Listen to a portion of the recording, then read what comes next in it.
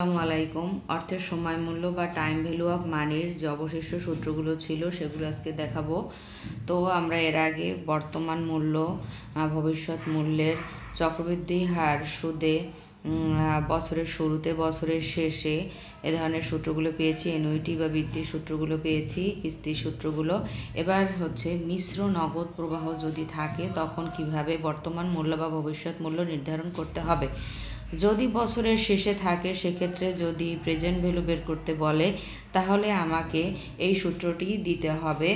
AB1 / 1 + I পাওয়ার হচ্ছে 1 plus AB2 / 1 + I পাওয়ার 2। এভাবে করে যতগুলো বছর চাইবে সামনের দিকে সে বছরগুলো দিতে হবে প্রথম বছর থেকে, এভাবে করে।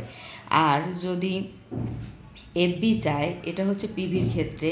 আর যদি ফিউচার ভ্যালু চায় তখন কিভাবে করব? ফিউচার ভ্যালু হচ্ছে আমার যতগুলো বছর চাইবে সেই বছরগুলো থেকে শুরু হবে।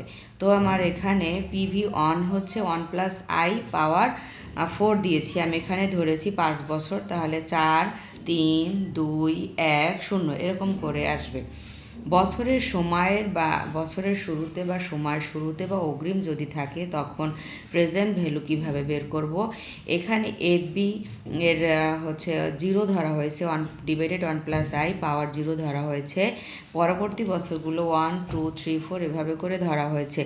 তো আমি যদি 5 বছর বা 4 বছর করি, সেক্ষেত্রে যে কয় বছরই করি না কেন বর্তমান মূল্য যদি বছরের শুরুতে থাকে বা অগ্রিম থাকে সেক্ষেত্রে প্রথম যে এফবিটা আমরা বসাবো সেটা 0 ধরতে হবে, পাওয়ারও 0 ধরতে হবে। এরপরে যদি ভবিষ্যৎ মূল্য জানতে চায় তখন আমি যদি 5 বছরের করি তাহলে 5 দিয়ে আমার পাওয়ার দিয়ে শুরু হবে।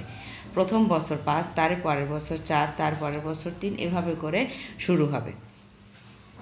তো এভাবে এই যে মিশ্র নগদ প্রবাহের এখানে বর্তমান মূল্য, প্রেজেন্ট ভ্যালু বা ভবিষ্যৎ মূল্য, ফিউচার ভ্যালু, এগুলোর দুইটা জিনিস আছে। বছরের শেষে থাকলে একরকম, বছরের শুরুতে থাকলে একরকম। এদিকে খেয়াল রাখতে হবে।